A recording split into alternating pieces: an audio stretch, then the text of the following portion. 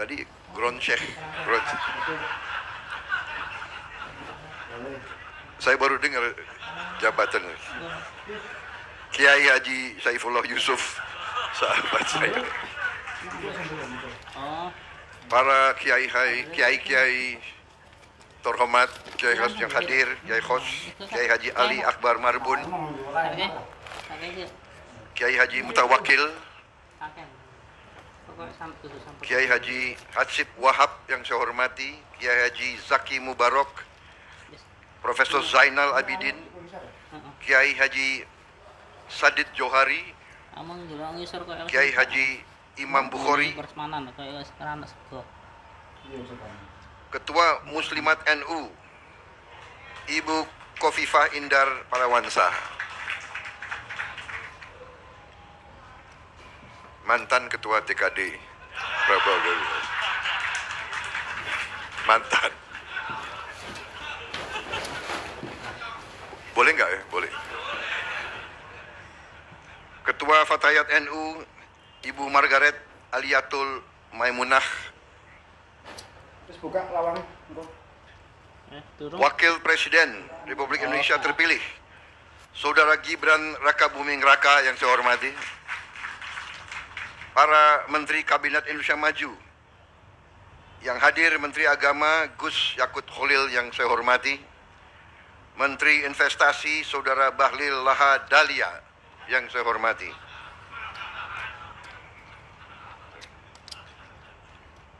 Menteri Perencanaan Nasional Kepala Bappenas Saudara Suarso Manu Arfa yang saya hormati, Menteri Kominfo Saudara Budi Ari yang saya hormati, Panglima TNI Jenderal TNI Agus Subianto yang saya hormati, Kepala Kepolisian Negara Republik Indonesia Jenderal Polisi Listio Sigit Prabowo yang saya hormati, para duta besar negara-negara sahabat dan perwakilannya yang hadir di sini, hadir Duta Besar Palestina, Duta Besar Arab Saudi, Duta Besar India, Singapura, Duta Besar Uni Eropa, Duta Besar Brazil, Duta Besar Yordania, Duta Besar Maroko, Duta Besar Malaysia, Duta Besar Inggris Raya. Terima kasih.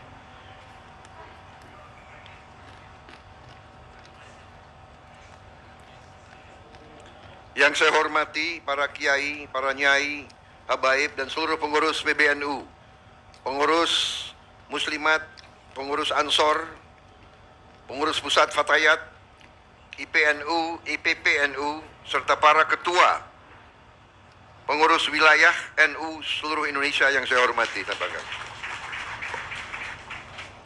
Pertama-tama saya ingin ucapkan terima kasih atas kehormatan yang besar diberikan kepada saya untuk hadir di acara halal bihalal PBNU, dan juga tidak hanya undangan, tapi undangan yang diakui sebagai keluarga daripada Nahdlatul Ulama.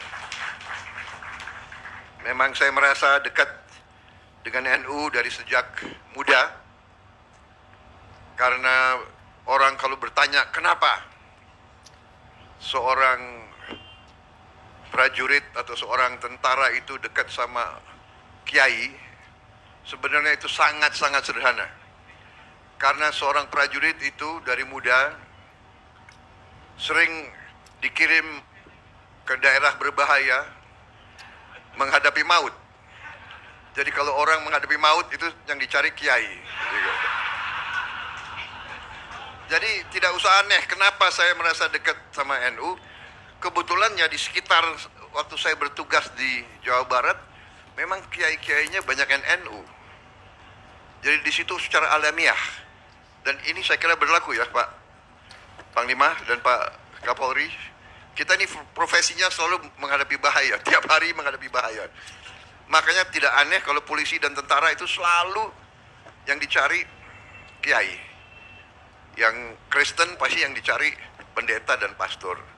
Karena kita tidak tahu, mungkin ini saat-saat terakhir kita di dunia ini, kan begitu. Ya kan? Makanya kita,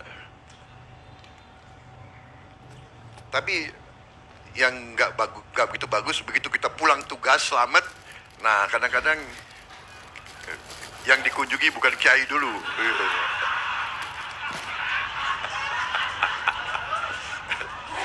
Jadi inilah fenomena. Kalau menghadapi saat kritis yang dicari NU, ya kiai-kiai dicari. Tapi saya minta maaf, saya tidak akan lupa.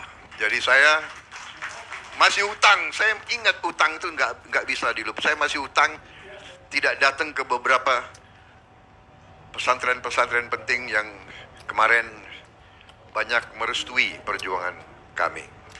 Saudara-saudara sekalian, terima kasih, dan dalam suasana halal bihalal saya pun atas nama pribadi juga atas nama wakil saya, kami mohon maaf lahir dan batin atas mungkin kekurangan-kekurangan kami, kesalahan-kesalahan kami, salah tutur dalam berkata, bertindak dalam saat-saat yang lalu. Kami mohon maaf, dan kami sangat-sangat berterima kasih atas tadi pernyataan komitmen bahwa NU, keluarga besar NU akan mengawal dan mendukung pemerintah yang akan datang. Saudara-saudara sekalian, berkali-kali saya mengatakan bahwa saya maju kemarin itu meminta mandat dari rakyat sebagai rasa tanggung jawab saya, rasa kesadaran saya sebagai warga negara, bahwa saya merasa dapat berkontribusi untuk memberi solusi-solusi terhadap tuntutan dan tantangan yang dihadapi oleh bangsa dan rakyat kita. Saya bergabung dengan Pak Jokowi, walaupun kita telah berseberangan, berkompetisi dengan tajam selama 2 kali pemilihan umum. Begitu beliau mengajak saya kira saya berpikirnya itu mungkin hanya setengah jam, dan saya mengatakan saya gabung. Saudara-saudara, saya bergabung dengan penuh kesadaran bahwa tantangan yang dihadapi oleh bangsa kita sekarang tidak semakin mudah dan tidak semakin sederhana. Dengan ajakan Pak Jokowi untuk bergabung, dengan saya masuk ke pemerintahan, dengan saya ikut dari dekat pembahasan-pembahasan, keputusan-keputusan yang diambil oleh Pak Jokowi, saya berkeyakinan bahwa memang tugas pemerintah, tugas penerima kepercayaan rakyat benar-benar sungguh-sungguh harus bekerja untuk kepentingan seluruh rakyat Indonesia, untuk keselamatan seluruh bangsa Indonesia. Dengan demikian, waktu saya ditanya waktu saya mau maju atau tidak 2024 ini, saya terang-terangan mengatakan saya maju apabila saya direstui dan didukung oleh Pak Joko Widodo. Kenapa? Karena kita butuh kontinuitas. Kita butuh komitmen keberlanjutan. Hal-hal yang baik, investasi uang rakyat yang sudah demikian besar harus diamankan. Apakah semuanya sudah bagus?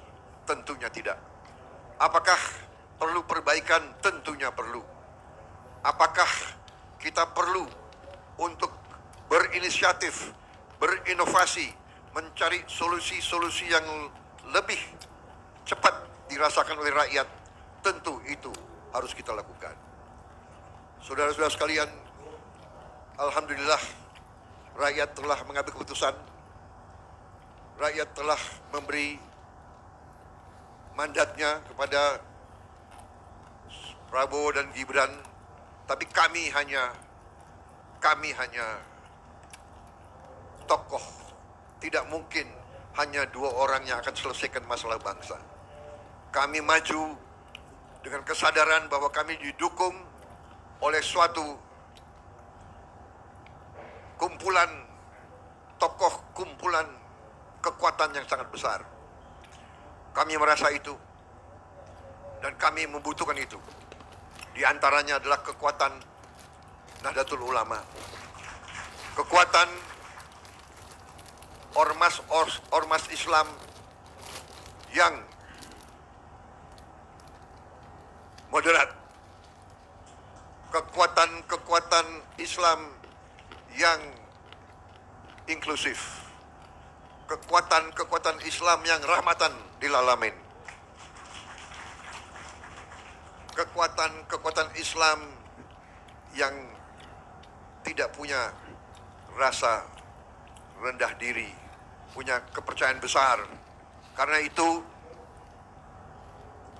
dengan dukungan kekuatan-kekuatan ini, juga dari kekuatan-kekuatan unsur-unsur lain, unsur Nasrani, unsur Hindu, unsur Buddha, unsur semua kelompok di Indonesia, kita bersama-sama akan menjaga keselamatan bangsa. Kami merasa tugas utama kami adalah menjaga kekayaan Indonesia, agar kekayaan Indonesia bisa dinikmati, dirasakan oleh seluruh rakyat Indonesia. Karena itu, strategi dan program yang sudah dirintis oleh Pak Joko Widodo dan pemerintah beliau, kami anggap adalah landasan fondasi yang sangat kuat. Dan kami akan membangun di atas fondasi itu. Saudara-saudara sekalian, saya kira tidak akan lama saya bicara di sini, ya. Kelemahan seorang politisi kalau dikasih podium nggak mau berhenti-berhenti bicaranya itu.